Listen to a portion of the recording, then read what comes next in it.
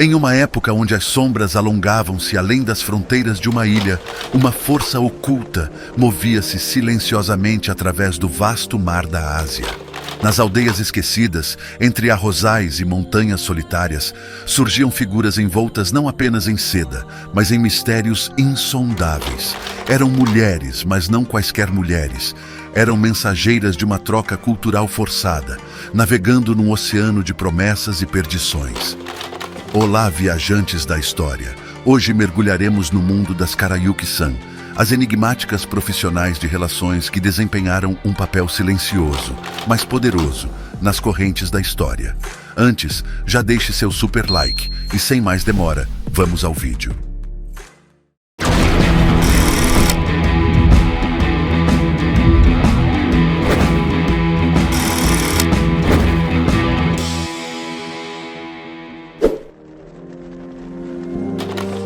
As origens das Karayuki-san.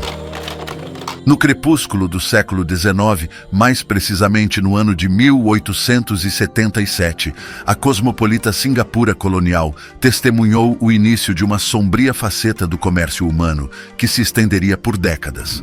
Neste período, surgiram os primeiros bordéis que serviriam como o núcleo para a transformação significativa no tráfico de profissionais do sexo, particularmente das mulheres conhecidas como Karayuki-san. Estas mulheres, muitas das quais arrancadas de suas vidas em aldeias rurais na região de Nagasaki, foram iludidas por promessas de oportunidades de trabalho no exterior, apenas para descobrir que haviam sido vendidas para a prostituição. Os intermediários que orquestravam essas vendas eram frequentemente caracterizados pela sociedade como corretores de carne, uma nomenclatura que refletia a brutalidade e desumanização de suas práticas. Esses homens exploravam as vulnerabilidades econômicas e sociais dessas mulheres, prometendo-lhes alívio da pobreza que assolava suas famílias. No entanto, as realidades que as aguardavam eram radicalmente diferentes das promessas feitas. Chegando em terras estrangeiras, as Karayuki-san se encontravam em um ambiente hostil, onde eram obrigadas a trabalhar sob condições extremamente severas. A partir de 2 pequenos estabelecimentos que inicialmente abrigavam apenas 14 mulheres, a operação cresceu exponencialmente. Estes bordéis rapidamente se transformaram em um próspero distrito da Luz Vermelha, marcando o início de uma expansão que veria as Karayuki-san se tornarem uma mercadoria exportável para outros países asiáticos. Esta expansão coincidiu com uma era em que o Império Japonês começava a manifestar suas ambições imperiais, vendo no tráfico de suas próprias cidadãs uma oportunidade para estender sua influência política e econômica. A expansão das Karayuki-san. À medida que o século XIX dava lugar ao XX, as Karayuki-san não apenas aumentaram em número, mas também em influência cultural, além das fronteiras do Japão. Inicialmente concentradas em Singapura, essas mulheres começaram a marcar presença em numerosos portos asiáticos, tornando-se figuras centrais em uma rede que espalhava influências culturais e econômicas japonesas por toda a Ásia. Essa expansão foi significativamente impulsionada pelo crescimento do Império Japonês, que via nas Karayuki-san um meio não oficial, mas eficaz, de soft power. Em cidades como Kuala Lumpur, Penang, e até mesmo em locais mais distantes como Manila e Hong Kong, as Karayuki-san estabeleceram comunidades que se tornaram locos de intercâmbio cultural e econômico. Elas não apenas vendiam serviços sexuais, mas também produtos japoneses, desde kimonos até cerâmicas e alimentos, criando um apetite nos mercados locais por tudo que era japonês. Por volta do ano de 1910, estima-se que o número de Karayuki-san no exterior tinha atingido a marca de 20 mil. Esta significativa diáspora não estava limitada a servir meramente como trabalhadoras do sexo. Muitas destas mulheres assumiram papéis de empreendedoras, operando estabelecimentos que serviam como pontos de encontro para a diáspora japonesa e para locais interessados na cultura japonesa. Entretanto, a presença dessas mulheres também começou a refletir as complexidades e as contradições das políticas imperiais japonesas. Enquanto o Japão se apresentava como uma nação moderna e avançada, a existência das Karayuki-san no exterior muitas vezes contradizia essa imagem, revelando um lado mais sombrio e exploratório das ambições internacionais do país. A situação das Karayuki-san tornou-se um exemplo paradoxal de como o Japão estava disposto a exportar um elemento de sua sociedade que, embora proveitoso economicamente e útil para a expansão da influência cultural, não era algo que pudesse ser abertamente celebrado. O declínio e o esquecimento. À medida que o mundo avançava pelas primeiras décadas do século XX, o Japão enfrentava mudanças significativas tanto em seu cenário doméstico quanto internacional. O crescimento da economia e a modernização acelerada impulsionaram o país a repensar suas imagens e estratégias globais. Neste contexto, a figura das Karayuki-san, que outrora fora tolerada e até mesmo instrumentalizada pelo Estado para a expansão imperial, começou a ser vista como um anacronismo embaraçoso, incompatível com a nova identidade que o Japão desejava projetar para o mundo. O governo japonês, agora ansioso por se apresentar como uma potência moderna e civilizada, iniciou uma série de políticas destinadas a eliminar, ou pelo menos, minimizar a visibilidade das práticas associadas ao trabalho sexual no exterior. O retorno forçado das Karayuki-san ao Japão foi marcado por uma série de dificuldades. Muitas dessas mulheres, que haviam passado grande parte de suas vidas trabalhando em terras estrangeiras, retornaram apenas para descobrir que eram estranhas em seu próprio país. Desconectadas de suas raízes e marcadas pelo estigma de seu passado, enfrentaram ostracismo e discriminação, não apenas de estranhos, mas muitas vezes de suas próprias famílias. Além das dificuldades pessoais e sociais, o retorno das Karayuki-san revelou as profundas cicatrizes psicológicas deixadas por anos de exploração. Sem suporte adequado e frequentemente sem recursos, muitas dessas mulheres lutavam para se reintegrar em uma sociedade que preferia esquecer o capítulo sombrio representado por suas experiências. A despeito de seus contributos, involuntários ou não, para a presença japonesa no exterior, a narrativa oficial minimizava ou simplesmente ignorava sua existência e papel. Com o tempo, a memória das Karayuki-san foi se desvanecendo dos registros históricos e da consciência pública japonesa. A omissão dessas mulheres dos livros de história e o silêncio em torno de suas histórias refletiam um esforço consciente para purificar a narrativa nacional, alinhando-a com a imagem de uma nação avançada e respeitável.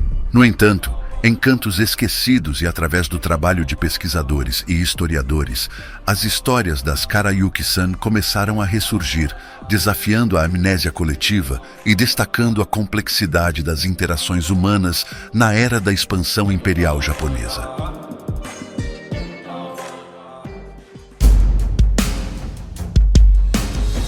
Agora, chegamos ao fim de mais uma jornada profunda no passado esquecido. O que você achou deste olhar sobre as Karayuki-san? Sua perspectiva é valiosa para nós. Deixe seu comentário e participe da conversa. Não esqueçam de deixar o seu like no canal, essa ação ajuda muito.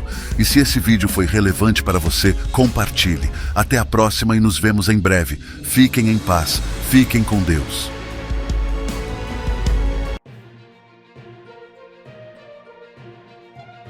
Existem muitos conceitos errados quando falamos de geishas, principalmente quando são comparadas a profissionais de relacionamentos, e isso manchou a rica história delas. Olá, viajantes da história! Hoje viajaremos para o Japão e mostraremos uma lista de equívocos sobre a história das geishas. As noções de que todas as geishas eram profissionais de relações foram popularizadas pelo Ocidente, quando soldados americanos, estacionados no Japão durante a Segunda Guerra Mundial, se envolveram em atos de relacionamento com mulheres japonesas, que se vestiam e se pintavam seus rostos como geishas. Especialistas como a antropóloga Lisa Dalby realizaram uma extensa pesquisa com geishas, argumentando que essas mulheres, que adotaram o nome de meninas geishas, não eram as geishas, mas sim imitavam a aparência delas. Ao contrário das geishas tradicionais, essas mulheres não suportaram o treinamento rigoroso necessário para ganhar o título.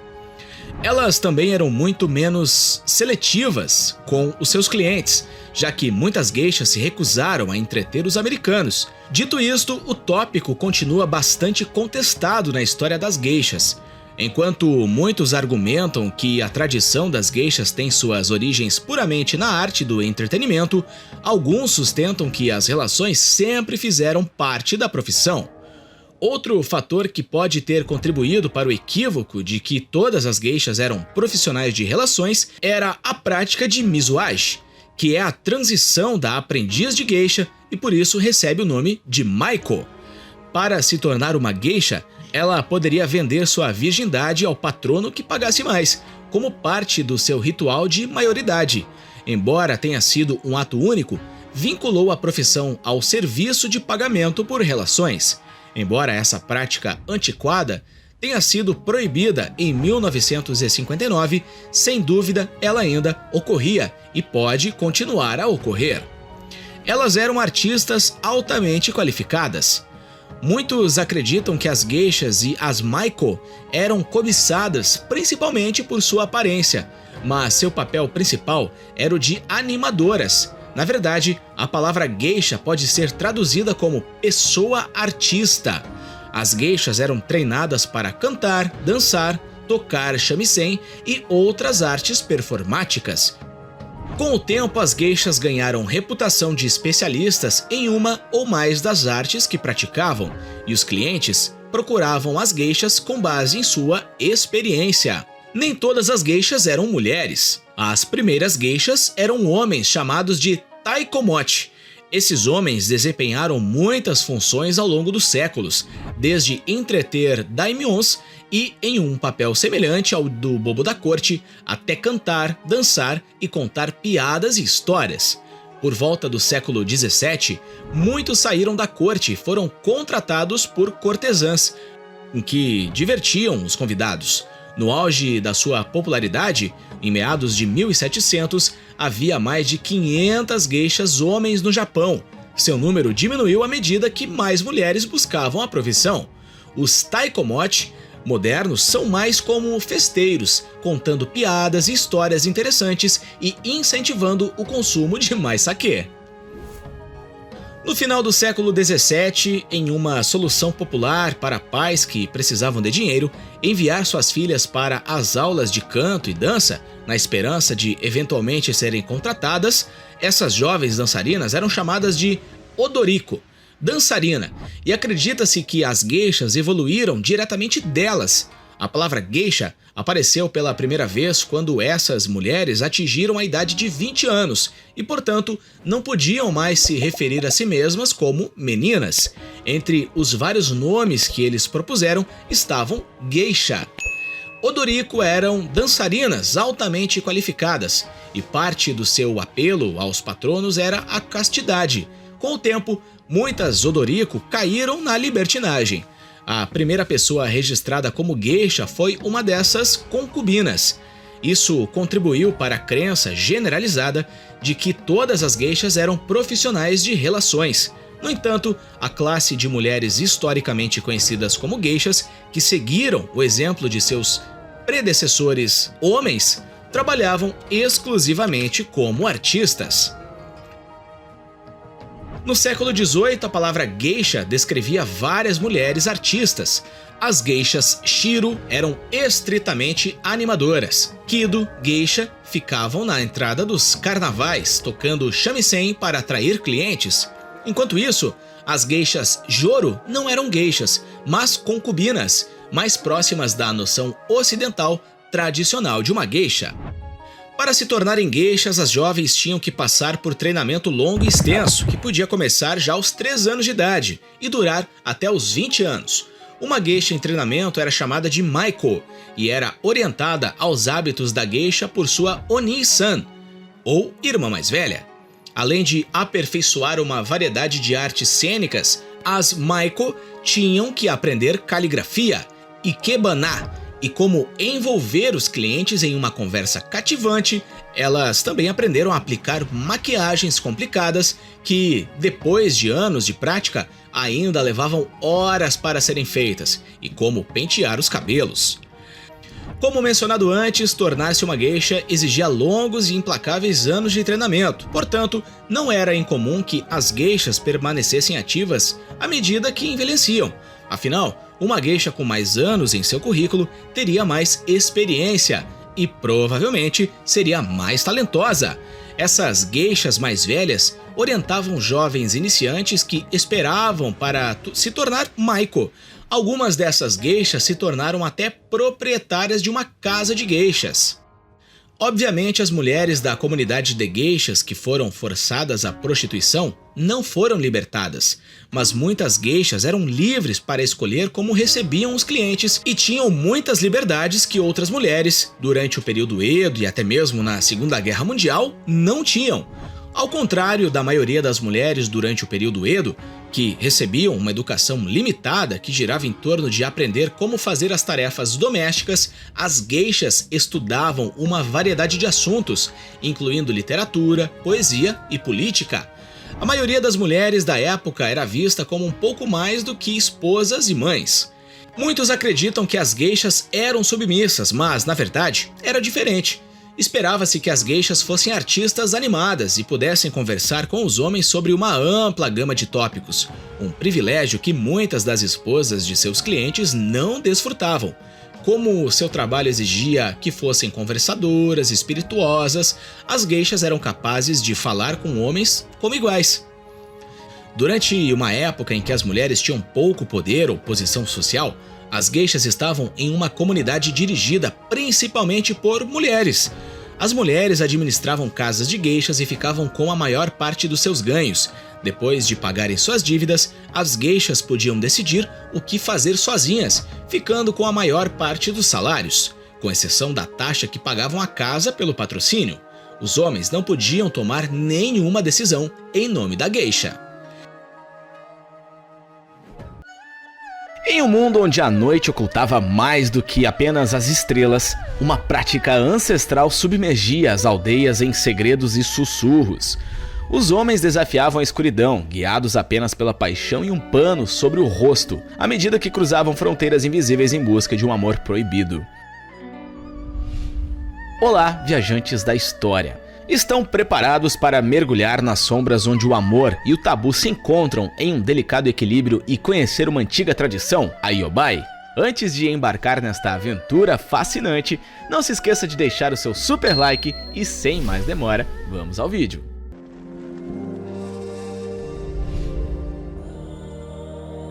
As raízes do Yobai no Japão.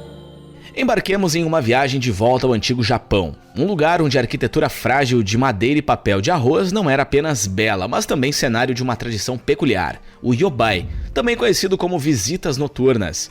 Era mais comum em vilas e as comunidades rurais até o século XX. Era uma prática que tinha tanto a ver com o acasalamento quanto com a estrutura social do lugar. Homens jovens e solteiros, por vezes cobrindo seus rostos com panos ou máscaras, visitavam secretamente as casas de mulheres solteiras durante a noite para relações amorosas. E não era uma simples libertinagem. Essa prática muitas vezes tinha aprovação tácita ou explícita das famílias. É isso mesmo, os pais frequentemente conheciam e consentiam com essas visitas, vendo-as como um meio de encontrar um parceiro adequado para suas filhas. Mas espere, não era qualquer um que poderia simplesmente adentrar o quarto de uma dama na calada da noite. Existe um código, uma etiqueta a ser seguida. O homem que praticava Yobai tinha que primeiro anunciar a sua presença. Isso era feito por meio de um toque discreto em uma parte da casa ou um sussurro suave através da fina parede de papel.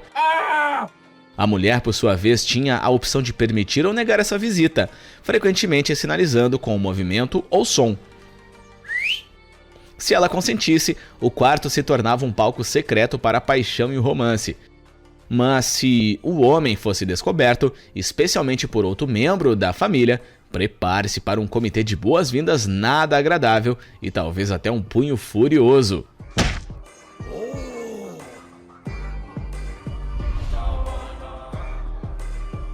a sociedade fechando os olhos.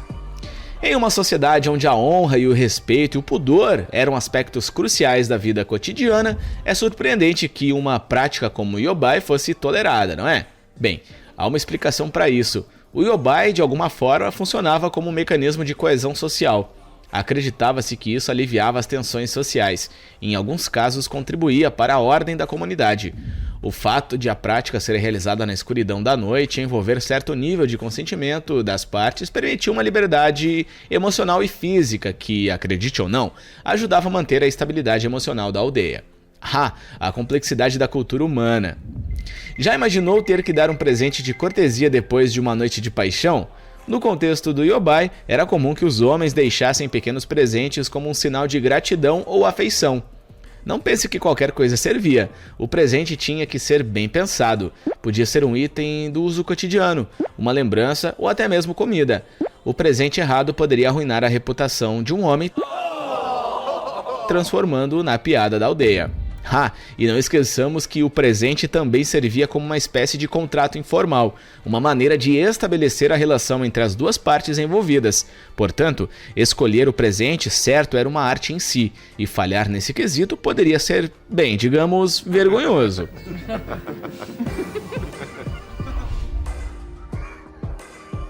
O declínio da tradição. À medida que o Japão adentrava na modernidade do século XX, muitas tradições, incluindo o Yobai, começaram a perder terreno. As leis tornaram-se mais rigorosas e o Yobai foi criminalizado como uma forma de invasão domiciliar. Adicione a isso a chegada da luz elétrica nas áreas rurais, tornando mais difícil para os homens operarem em segredo. A eletricidade revelou o que a noite escondia e, com isso, o manto do mistério e a aventura que envolvia o Yobai se dissipou. Imagine tentar ser um amante secreto quando um poste de luz ilumina sua entrada furtiva na casa da amada. Esse não era apenas um simples poste de luz, era um símbolo de que uma era que se desvanecia e de normas sociais que estavam em rápida mudança. Ainda que tenha desaparecido como uma prática cotidiana, o Yobai não foi totalmente esquecido. Pelo contrário, ele se transformou em um elemento icônico da cultura popular japonesa. Canções e dramas televisivos, por vezes, retratavam essas visitas noturnas, permitindo que a tradição viva de uma forma diferente. Além disso, o legado do Yobai também foi exportado. Práticas similares ou derivadas podem ser encontradas em lugares como Taiwan e Coreia, incorporadas a contos populares e ritos locais. Não é incrível como uma prática tão específica pode deixar sua marca em várias culturas?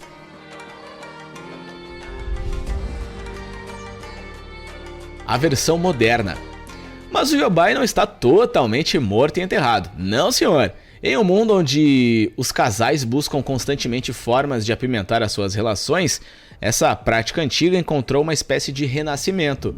No Japão moderno, há pessoas que recriam o Yobai como uma forma de roleplaying para trazer um pouco de emoção e mistério para seus relacionamentos. Claro, hoje é feito com total consentimento e com uma atividade lúdica entre adultos. Os tempos mudam, mas a busca humana por paixão e aventura permanece constante, não é verdade? Você pensou que só falamos sobre a perspectiva masculina? Que nada! As mulheres também desempenhavam um papel crucial nesta prática. Afinal, elas tinham o poder de aceitar ou recusar a visita. No contexto histórico, em que a escolha do parceiro era muitas vezes algo fora do controle das mulheres, o Yobai oferecia uma certa liberdade de escolha, ainda que limitada. Além disso, a prática dava às mulheres um pouco de controle sobre suas próprias vidas amorosas. Não era apenas uma oportunidade para os homens. As mulheres também viam isso como um meio de avaliar a compatibilidade com o possível futuro marido. Portanto, elas também tinham algo a ganhar ou a perder em cada visita noturna. Agora vamos falar de algo que você talvez não esperasse: o papel da religião no Yobai. Embora o Japão seja conhecido por sua rica tapeçaria religiosa, que inclui o shintoísmo e o budismo, surpreendentemente as implicações religiosas do Yobai eram mínimas. Isso mostra o quanto a prática estava entrelaçada com a vida cotidiana, a tal ponto que a religião pouco influenciava nesse aspecto da vida das pessoas. Contudo, algumas cerimônias e festivais comemorativos, como o Tanabata, por exemplo, celebravam o amor e podiam servir como um pano de fundo cultural para a prática. Nestes festivais, a visita noturna não era vista como um tabu, mas como uma expressão de uma necessidade humana universal. o amor. Hoje em dia, o Iyobai pode parecer um costume desatualizado, relegado aos anais da história e à cultura popular. No entanto, ele nos faz refletir sobre questões profundamente relevantes em nosso próprio tempo.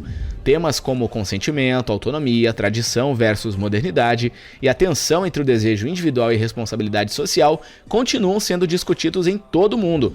Mesmo que o Iyobai como prática tenha desaparecido, suas questões subjacentes ressoam em nossa consciência coletiva, desafiando-nos a questionar e a entender melhor as complexas interações entre cultura, amor e também a sociedade.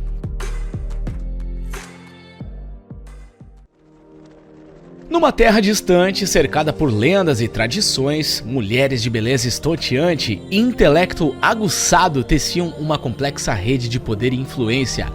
Envolvidas em uma aura de mistério e encanto, elas caminhavam pelas sombras do poder, mexendo os fios do tempo de forma quase invisível. Olá, viajantes da história! Hoje embarcaremos para o antigo Japão e conheceremos as cortesãs do período Edo. O palco de Yoshiwara. Nos cantos agitados de Edo, a antiga Tóquio, erguia-se o distrito de Yoshiwara, conhecida como o Mundo Flutuante. Esse era o epicentro onde essas mulheres misteriosas exerciam seu fascínio e poder. O distrito, cercado por muralhas e rigorosamente regulamentado, era mais do que um reduto de prazeres efêmeros. Era um lugar onde a arte e a cultura e as relações íntimas convergiam. Música, dança e poesia floresciam, criando um ambiente intoxicante que atraía samurais, mercadores ricos e até daimons, os senhores feudais. Oyama e o nascimento de uma lenda. Oyama, mais tarde conhecida como uma das mulheres mais influentes do período Edo, foi vendida ao mundo das cortesãs ainda criança. Nascida em uma família pobre, a vida a empurrou para o labirinto de Yoshiwara. Mas, diferentemente de muitas, ela não ficou presa na sarjeta. Oyama rapidamente subiu de posição e tornou-se uma oiran, uma cortesã de alta classe. As oirãs eram a elite, as estrelas inquestionáveis do mundo flutuante. Elas se destacavam não apenas pela beleza física, mas também pelo intelecto e capacidade de entretenimento. A arte da sedução.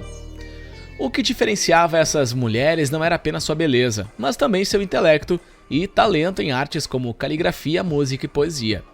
Elas eram mestras em tecer a sedução não apenas pelo corpo, mas pela alma. Para se tornar uma oiran, uma mulher precisava ser educada e altamente treinada em várias formas de arte e etiqueta. Elas aprendiam a tocar instrumentos tradicionais japoneses como o shamisen e eram versadas em jogos intelectuais e conversação inteligente. Era uma combinação de atributos que fazia delas objetos de desejo, mas também mulheres de influência.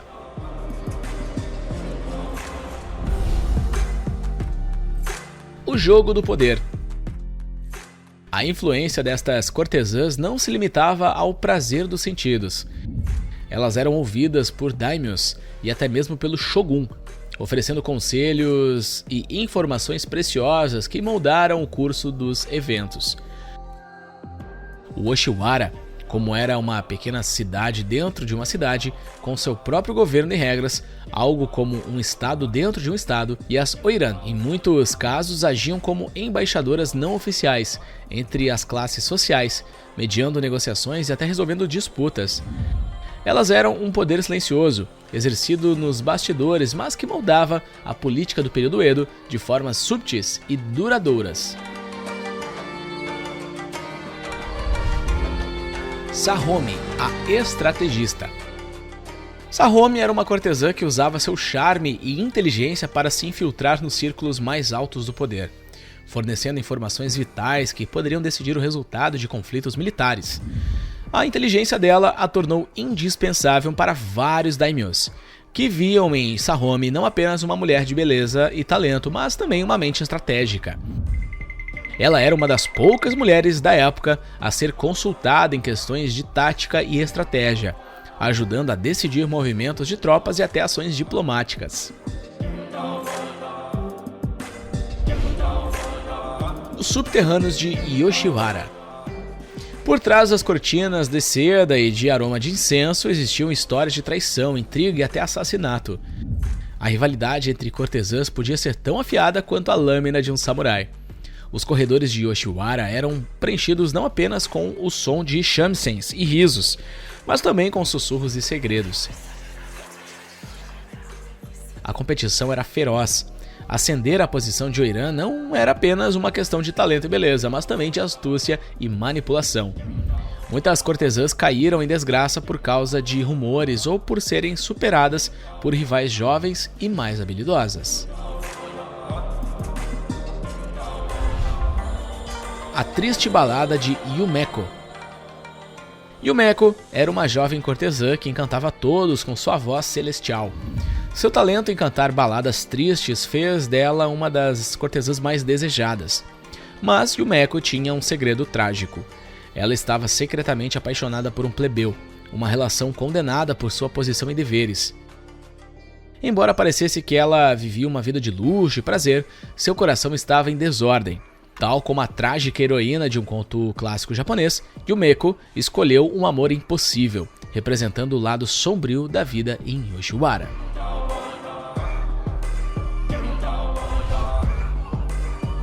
O código oculto. As cortesãs, em seus papéis variados, não eram apenas símbolos de beleza e sedução, mas também guardiãs de conhecimento oculto. A arte da conversa, os gestos sutis e até as estampas dos kimonos eram codificados. Eles transmitiam mensagens sutis sobre o status social, as emoções e intenções da cortesã. A habilidade de decifrar esses códigos era, portanto, crucial para os homens que as visitavam. Ignorar esses sinais poderia resultar em humilhação social, ou pior, o ostracismo.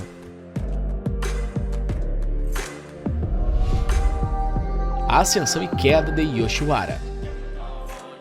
Com o tempo, o glamour e o poder de Yoshiwara começaram a desaparecer. No início do século XIX, a estrutura social do Japão começou a mudar. O isolamento japonês acabou e com ele veio a decadência de muitas das instituições feudais.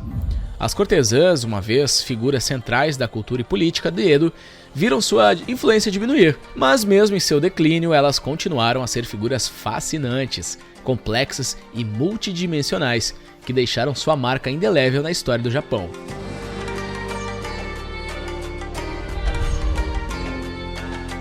O legado perdura. Embora a era de Yoshiwara tenha acabado, as histórias e influências dessas cortesãs continuam a ser estudadas e admiradas. Muitas delas são agora personagens de romances históricos, filmes e até mangás. O fascínio público com essas mulheres mostra que elas ainda exercem um poder sobre a imaginação das pessoas, um testemunho de sua complexidade e profundidade.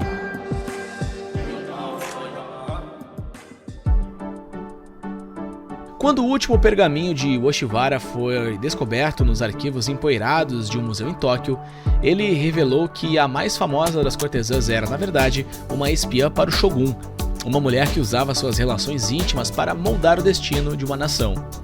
E o que você achou do vídeo? Não esqueça daqui de deixar o seu super like, ajuda demais o canal. Até o próximo vídeo, um abraço e até lá, tchau, tchau!